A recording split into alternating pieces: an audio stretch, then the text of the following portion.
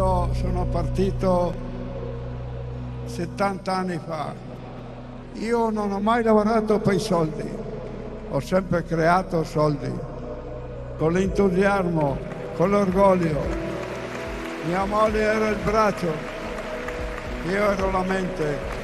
In 70 anni non ho mai licenziato nessuno, non ho mai fatto una cassa integrazione, non ho mai fatto brutta figura né con le banche né con nessuno.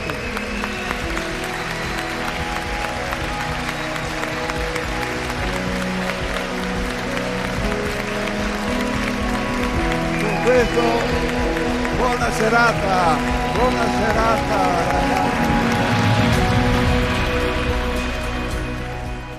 Buonasera e bentrovati a questa puntata di Screenshot. Erano queste le parole di Armando Cimolai dal palco della sua azienda per festeggiare i 70 anni nel 2019. Armando Cimolai ci ha lasciati domenica scorsa, è morto in serata all'ospedale di Pordenone dove era ricoverato ed è stata subito la notizia della sua morte a 94 anni. Ha colpito tutto il tessuto dell'imprenditoria friulana, della politica, delle istituzioni.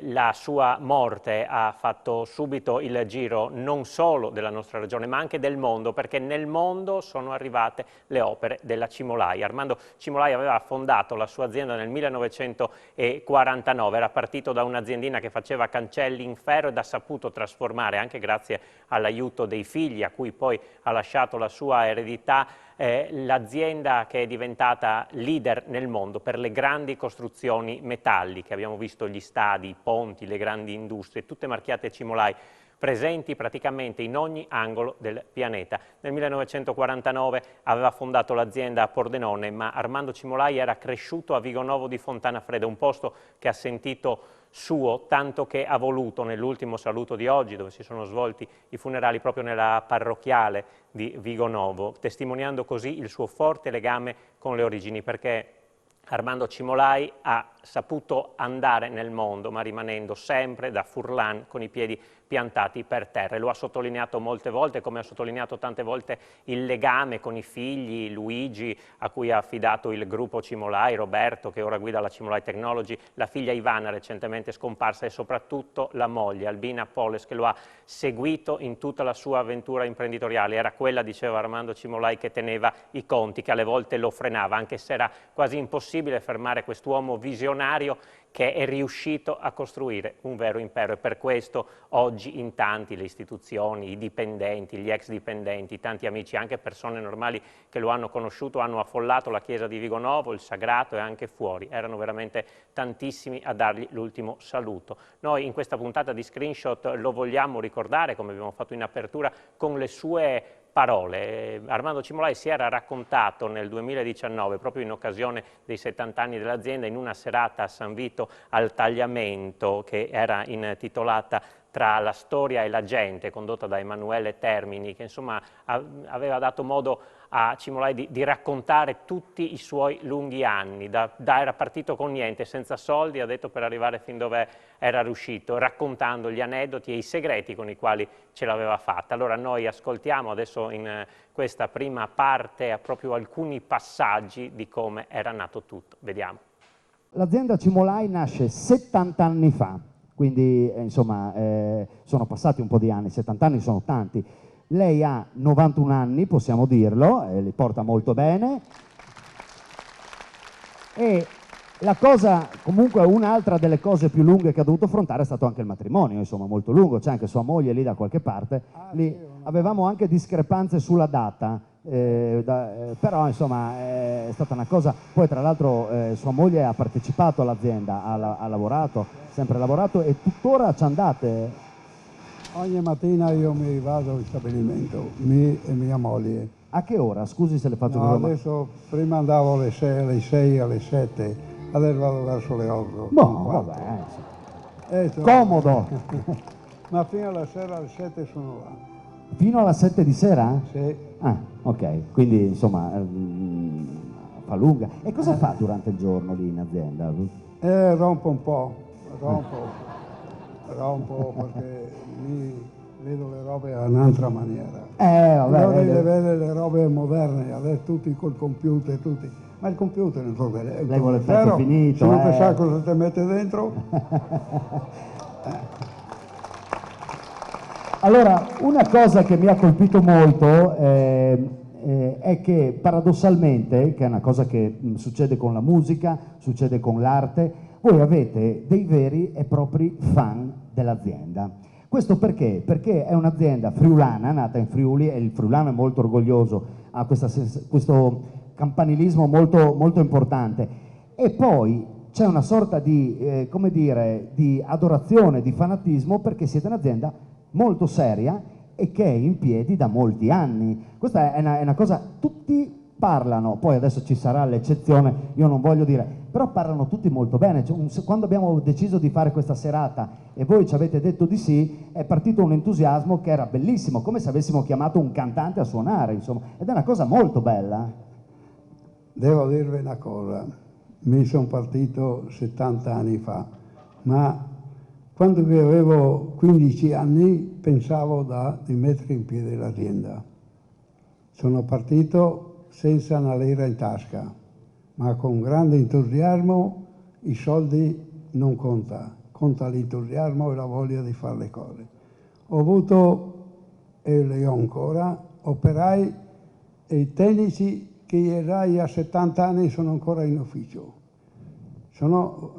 Quando che sono partito ho pensato solo, prima di tutto alla mia famiglia e poi alla mia gente, ai miei tecnici, ai miei operai.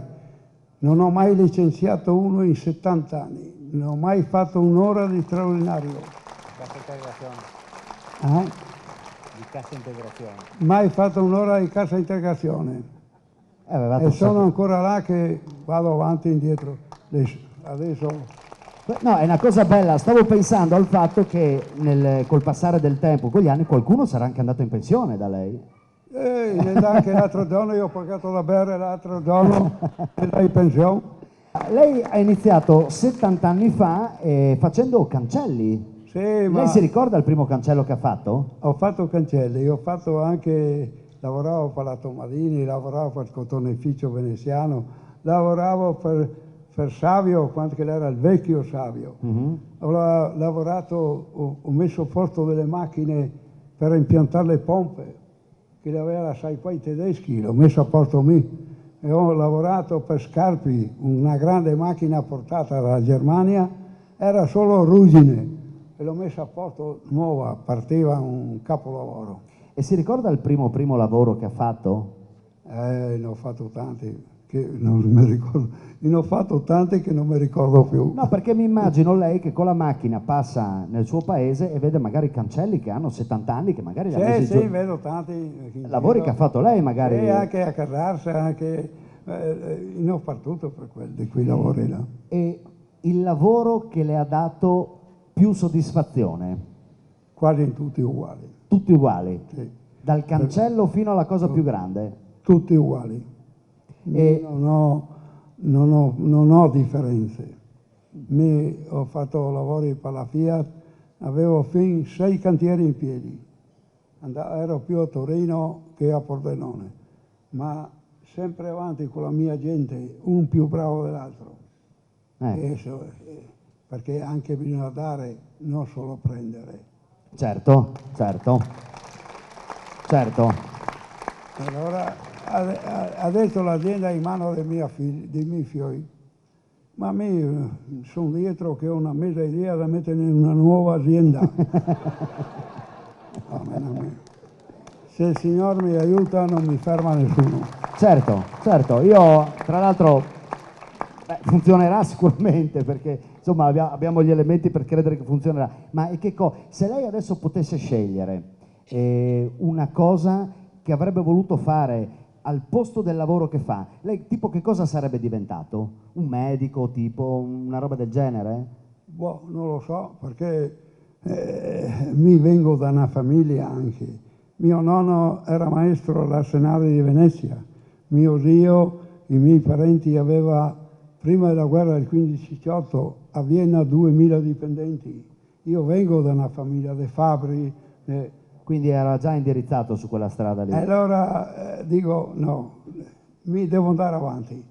Avevo 16 anni, ho detto vado avanti, e impianterò l'azienda. Pensi che adesso a 16 anni alcuni non hanno il permesso di uscire da scuola verso casa da soli, cioè, sono accompagnati alcuni. Qua non so, penso che i giovani di oggi hanno una marcia in più, ma bisogna anche guidarli, la famiglia li deve guidare, la mamma li deve guidare. Certo. Io ho 3 figli, uno migliore dell'altro, ma non perché li ho guidati io, li ha guidati mia moglie. Ecco signora, che non voleva venire giù a parlare, la stiamo citando. E questa è la verità, non si scappa. Poi le chiederò qualche cosa sul futuro, perché mi interessa anche questo, sapere come vede lei le cose. Prima però, arriviamo agli anni 60, compaiono a Pordenone la famiglia Zanussi, cominciano ad arrivare le fabbriche, Pierantonio Locatelli, Savio, Pordenone cresce tantissimo, lei contribuisce a questa crescita perché costruisce un sacco di cose per queste Io ho fatto persone. tutti i stabilimenti, ma non posso dire che hanno sbagliato o non sbagliato. Quando che segue un'azienda o più aziende deve seguire quella, non si può andare fuori del seminato, perché questi si è messo con la politica ha promesso soldi, e le cose andavano sempre peggio, fatalità, poverino è morto, questa è un'altra disgrazia, perché alla 1 di notte in stabilimento dei Zanussi ero con poverino, mi facevo le protezioni e lui dopo è successa la disgrazia e là non si può più capire come che andate le cose. Locatelli quando che ha visto da guadagnare una lira ha venduto, mi non gli vendo a nessuno. Lei non è mai stato tentato di vendere, mai? Mai. Una volta uno americano mi ha offerto 250 milioni, l'altro giorno, Sì. l'altro ieri mattina, Sì. che dovevo cedere una certa roba. No, avanti. Certo. Perché No, avanti, dico, guai. lei voleva che restasse friulana, italiana comunque l'azienda? Sì. Voleva L'azienda all'italiana. In tutte le mie aziende è la bandiera italiana. Ok. E questo... Ve lo dico che sono soddisfatto 3 volte, non una volta. E continuo ad andare a lavorare. Spero che il Signore mi aiuti perché ho da fare quella nuova azienda, Sì. quella nuova attività. E basta che mi aiuti per 2 anni. 2 anni le servono? Basta, 2 anni. Sì, vabbè, ma... 2 gli anni. Io credo si può sapere di questa... Non si può sapere niente ancora? No, perché No, è ok. tutto qua dentro. No, ha ragione, questo è l'unico No, brevetto perché che... dopo ti dico che non viene, ho fatto la figura del mondo. No, certo. Queste le parole di Armando Cimolai, ci fermiamo per una piccola pausa pubblicitaria, poi ritorniamo nella seconda parte di Screenshot ancora a sentire le sue testimonianze, a tra poco.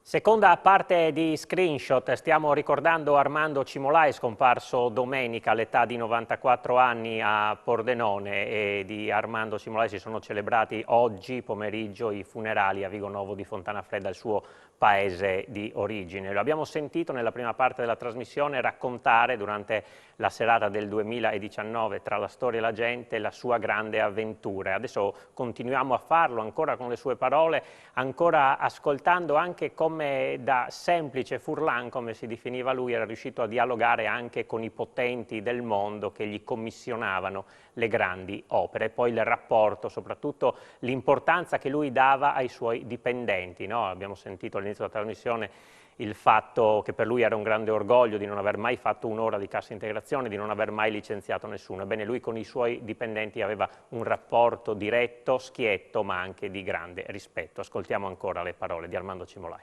Lei non ha mai avuto paura del mutuo, di quella cosa lì? Ma che non mi fa niente quelle robe là. No, certo. Sì. Adesso... Se sei andato al casino, allora è un altro discorso. No, certo. E vado a giocarli alla borsa, te fa un'altra roba. Sì. Ma investire nell'azienda. Quando che mi ho messo pieno un stabilimento, no, avevo tutti i soldi, ma il stabilimento si paga soldi? Certo, perché lavorava. Perché Lavora. Adesso in questo momento abbiamo sempre avuto lavoro per 2 anni avanti. E quello che fa la Cimolai per tutto il mondo, lui in particolare che fa le grandi gru, che leva 1500 tonnellate, viene costruita in Italia, a San Querin, a Porto Nogaro, a Roveredo, a Poncenigo, a Gorizia, a Padova è la sua sede. Avevamo 11 stabilimenti. Insomma. Sono partito senza un franco.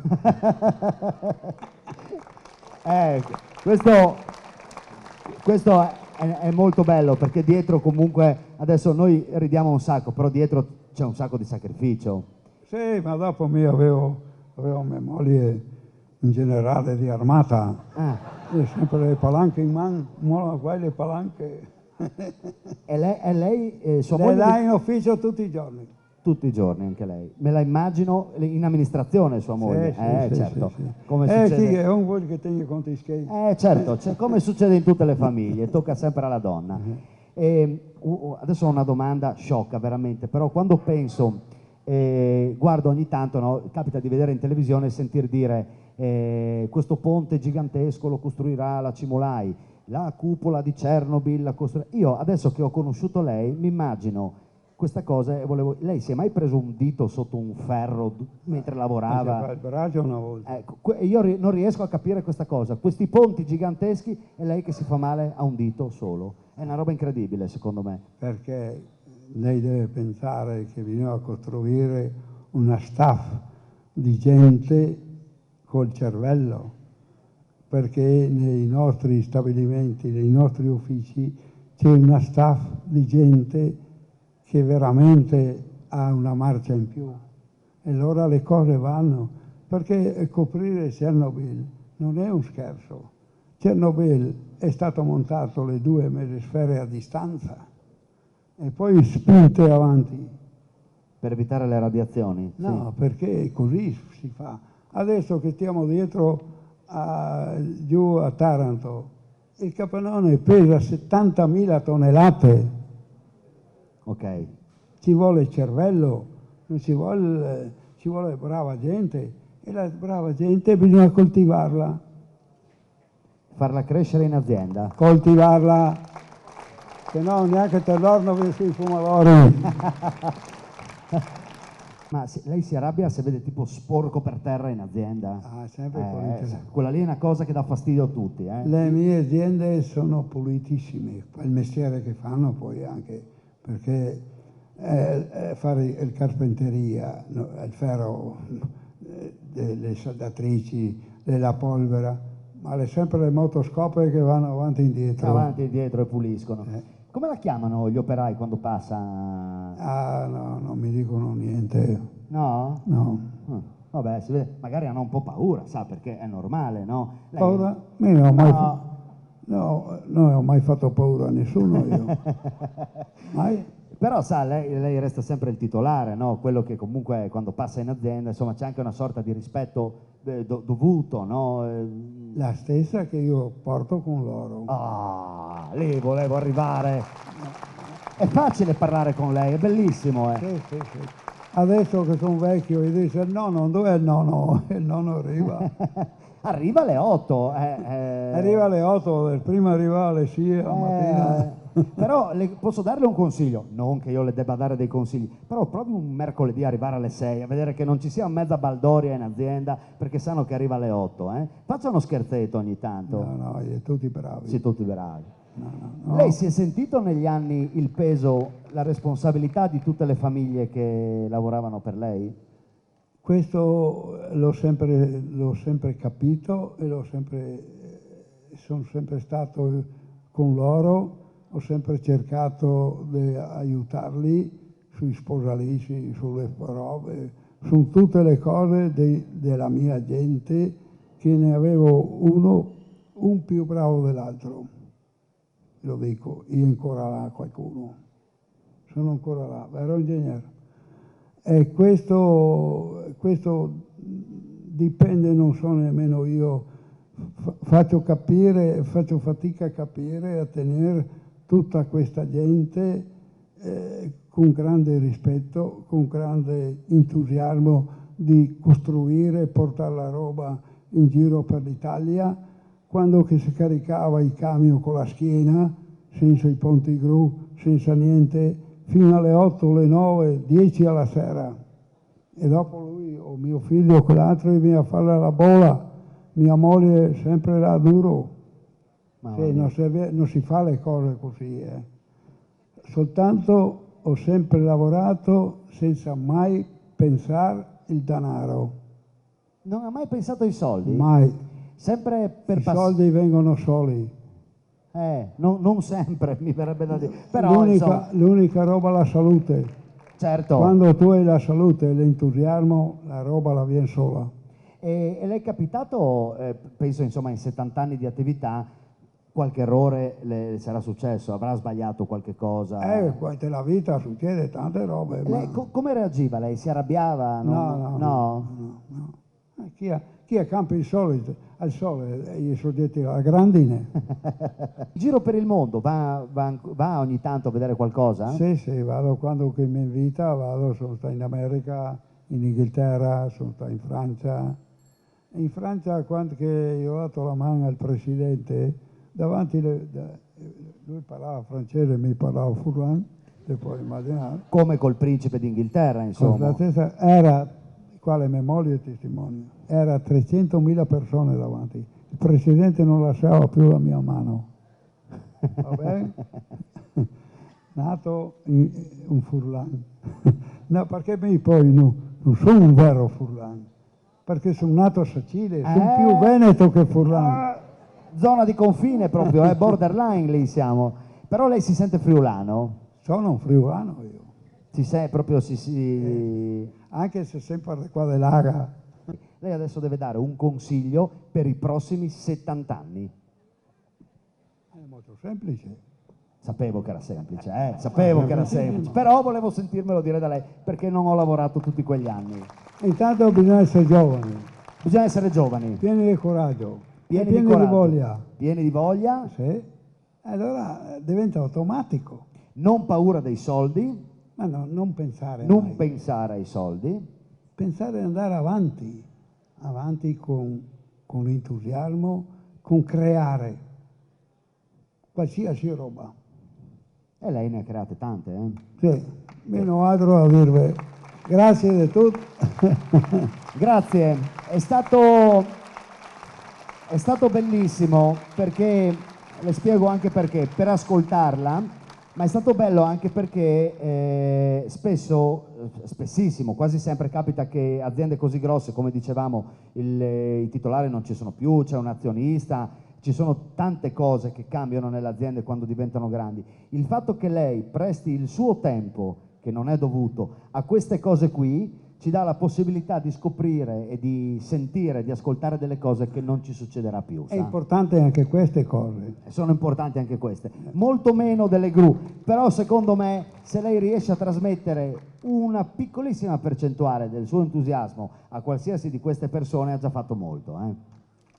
E con queste considerazioni, con questi aneddoti, consigli anche a guardare al futuro, abbiamo voluto ricordare la figura di Armando Cimolai, che lo ricordiamo è scomparso a 94 anni a Pordenone domenica e del quale oggi si sono celebrati i funerali, un po' insomma in quello già che tratteggiava qualche anno fa in questa chiacchierata il suo testamento, insomma quello che è riuscito a compiere di così straordinario, portando un'azienda che costruiva cancelli nel secondo dopoguerra a quella grande potenza economica che oggi è la Cimolai. Finisce qui questa puntata di Screenshot, grazie per averci seguito, buon proseguimento di serata.